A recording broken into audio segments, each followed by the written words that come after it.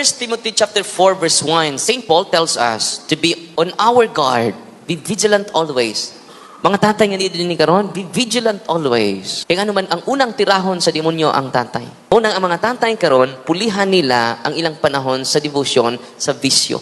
Okay? Taas sila sa panahon sa bisyo, pero nga sila panahon ni Kristo. Ano man, iyang atakihon ang head of the family. Ano man kung ang head na ma-destroy, unang divorce ron, ang head man yung target ana. Hindi naman siya kaprotekta sa family. Ano man, bungkag ya family. Ang unang nabungkag, ang tatay. Kaya kamo ang haligi sa panimalay. Ang nanay, maoy, ilaw ng tahanan. Yan na siya kailaw. Yan naman, natumpagan sa haligi. Napiit sa haligi. Stricto pas tanang nangamatay ang haligi. Muna nga, be on guard.